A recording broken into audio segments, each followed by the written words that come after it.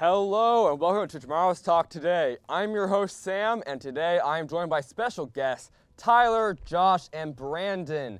On today's episode, we'll be discussing freedom of expression in sports, particularly esports, representation of the Black Lives Matter movement, the pay gap between male and female athletes.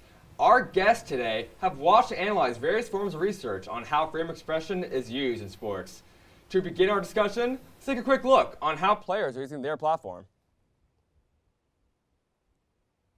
Blake, who was the most recent victim of police violence, shot in the back 7 times outside of Milwaukee. Both teams, soon after arriving, walked out onto the court. There you see Kennedy Carter, who was supposed to come back tonight after missing several games with an ankle injury. They talked for a very, very long time, upwards of an hour. That is Maisha Hines-Allen talking of the Washington Mystics. They also had a conversation with Mike Tebow, the head coach of the Mystics. And the question was, should they play tonight? The NBA is not playing any of their games tonight. The Reds will not be playing against the Brewers in Major League Baseball. You are now looking at a live shot in Bradenton. All 4 teams that are in the arena that were supposed to play tonight are there. Washington, Atlanta, Los Angeles, Minnesota is supposed to play at 8. Connecticut and Phoenix scheduled to play at 10. They have not yet arrived. Well, as you can see from that clip, the WNBA players are certainly using their platform to spread awareness on the Black Lives Matter movement. Tyler, why don't you give us your thoughts on this? Yeah, so, I mean, I'm in full support of it. I think these athletes in the WNBA, including them, because we watched that clip, I think that them using their platform, which it's a high platform. So many people watch these games, so many people follow them on Twitter, social media, just in general, and I think they have a platform where they're able to get such a big issue and their opinions across to so many people, and I'm in full support of it, to be honest. So, Josh, how do you think sports and politics collide? You know, I think they collide very often, especially in today's society. We have athletes such as LeBron James is one of the biggest athletes that we have right now, and he's always constantly giving his input and standing up for what he believes in. And, you know, right now I think the main thing is unity. We all have to come together. You know, Black lives do matter, and I think the important thing is right now is just for everyone to come together. You know, for example, the leagues all shut down at the same time. You know, I think that's one of the most important things.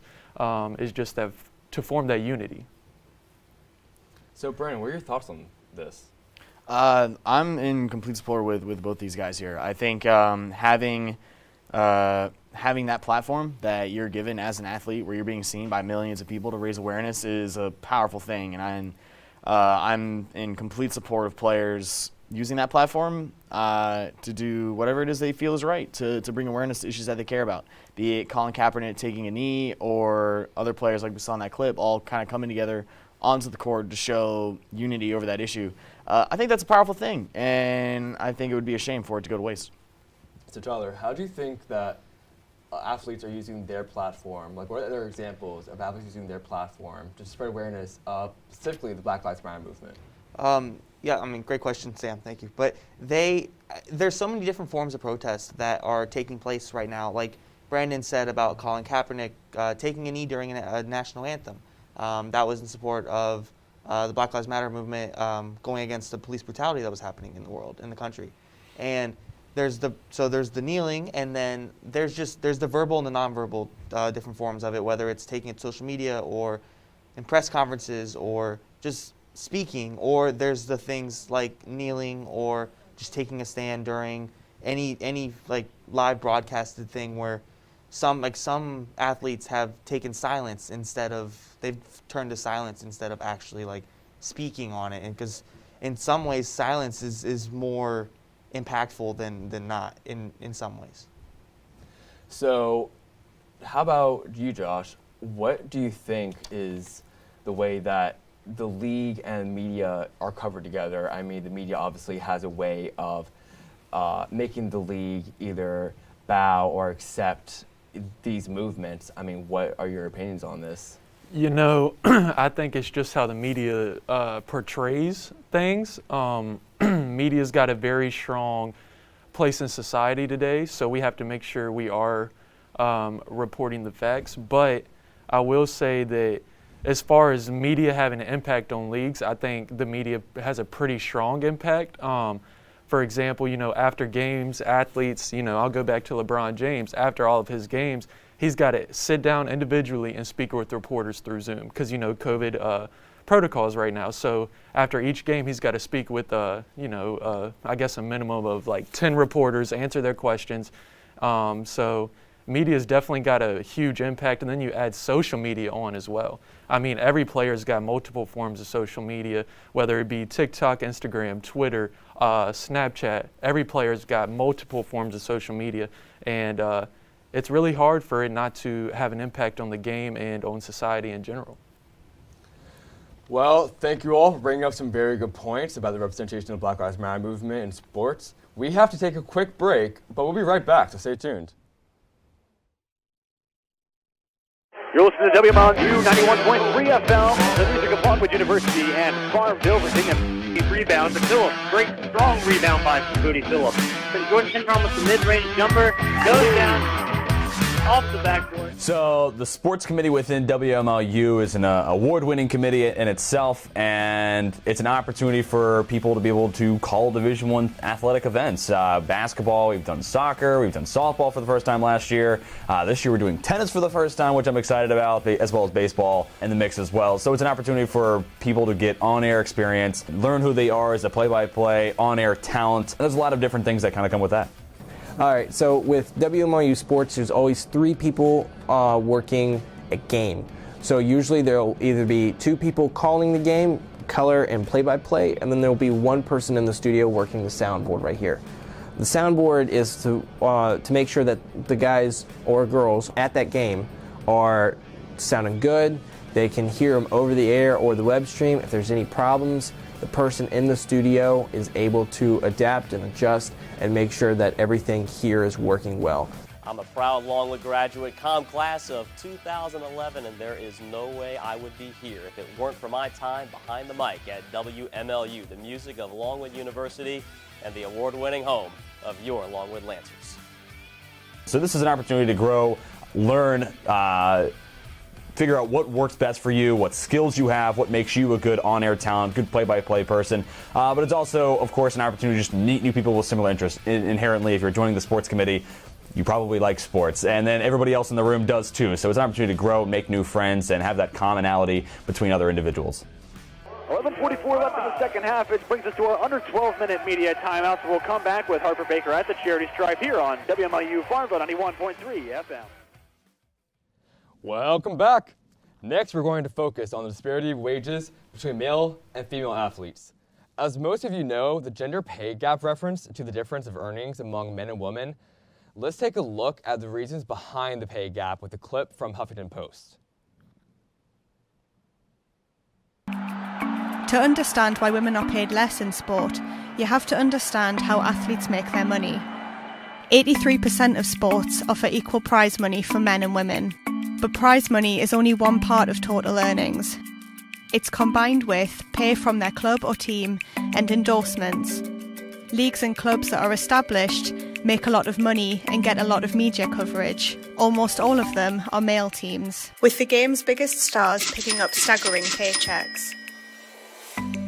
With huge TV ratings and masses of fans, male athletes pick up the overwhelming majority of endorsement money and sponsorship deals. There's issues around low media coverage, so it's around 4% of sports media that is focused on women's sport. And that can peak to up to about 10% during major tournaments. But that's a tiny percentage of media coverage that's going into women's sports. So there's definitely an issue there about the visibility. As we can see from that clip, media coverage on female athletes is quite low. Josh, what are your thoughts on this? Well, the media coverage on female athletes is low for one reason, because it doesn't bring in the publicity that male sports does, and as well as the revenue. But I will say we have teams such as the women's national team, the soccer team, who is one of the best teams in our country, who unfortunately they're only making like $50,000 salary annually, where we have NBA players and MLB players who are making anywhere from $15 to $50 million annually. And, you know, that comes with endorsements and everything else like the video was talking about, but you don't see the same amount of endorsements or the same amount of pay gap between a female and a male athlete. It's always a male and a female athlete. So, you know, and then we also have the United Males soccer team, and they play in a prize of $400 million, where the women's team only plays with a prize pool of $30 million. So there's obviously pay discrepancy between the two genders, and it's crazy because our women's team is better than the males team. So, you know, something's got to be done in order to equal out that pay gap. That way there's no longer a pay gap anymore. But, you know, something's got to be done, but I'm not exactly sure how to do that. So, Brandon, do you personally see a lack of representation in the media between male and female athletes? Absolutely. I think it's very clear. I mean, you can go on ESPN probably tonight even, and you'll see, you know, in the primetime slots, you'll see probably some college basketball, some men's college basketball. You'll see, say, stuff like the NBA.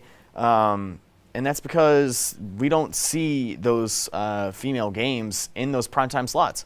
So that's the big reason why they're not getting enough viewership, is because, you know, we put those primetime games in those primetime slots because that's when we know most people are going to be tuning into their TV to watch sports at that time. So, and even then on social media, unless you follow specific accounts from those female teams, very rarely do you actually see content posted, say, on something like SportsCenter's Instagram or anything like that. It falls way short from what it could be. And I think it all comes down to again, just less viewership. So, Tyler, we all know that the media is, of course, a business. It needs money, but do you think that the media needs to cover more women despite needing the money?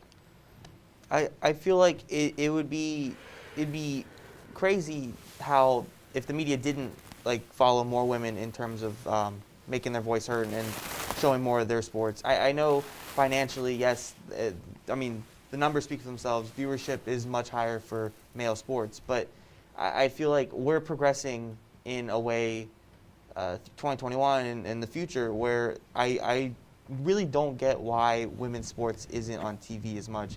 And I feel like financially, I mean, in my opinion, I've watched many games of, let's say, college softball on ESPN, or I don't know, a volleyball match between two college teams where, in my opinion, it's more entertaining than watching two Division III college basketball teams for the men's being played on ESPN, ESPN2. So I think it really depends on the simple viewer or like the watcher of it. And so, I mean, I think that they should focus more on women's sports. Well, thank you. I think we can all agree that there's a lot to consider here. Don't shout just yet. We'll be right back to discuss freedom of expression and esports and athletes on tomorrow's Talk Today. The Communication Studies Department has always prided itself on having our students do original research. And in the fall of 2018, when I was teaching that class, I wanted to look for a way to have our students present that research in a different manner. And I did a little research, and I could not find anyone else who had live streamed original undergraduate research. So I kind of came up with the idea to have the students present it, and Dr. Paul was very agreeable here. And so rather than doing a traditional poster session or something like that, we came up with the idea to have our students present their research in front of the camera. And the cool thing about that is the distribution is much wider than it would be typically. Parents, alumni, friends of the department all got to watch that research, and the students also had something that was more lasting that they could look at later in life than a traditional poster format. So one of the ultimate aims of doing research is that you get to share it with somebody, and that it's just not for yourselves or just to have some sort of document. It's to be able to disseminate that research, whether you have significant findings or not. And so being able to have an audience for your research project is paramount. And having an opportunity to live stream it gives students an awesome opportunity to be able to share it with a large audience. So being in the studio, there's just nothing like that. It's the whole overall experience. You got the cameras, the lights, everything in front of you, being on the stage, and all the information's there, and you'll have one take to get that information out as efficiently as you can, compared to having a poster session where people come and go as they please, and you're just set at one spot for X amount of time. So being in the studio it's just a great experience, nothing like it.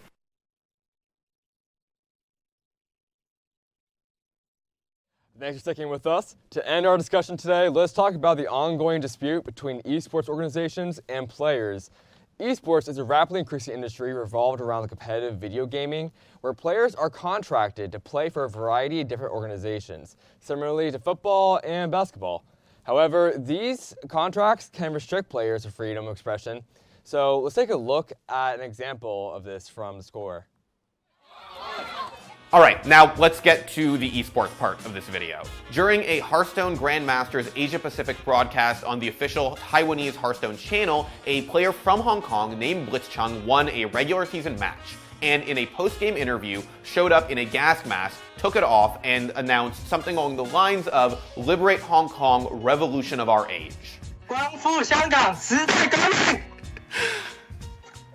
Now, as soon as that happened, the two casters who were on stream ducked their heads under their monitors, presumably because they didn't want to be associated with what was about to happen, and then the producer immediately cut to an ad break.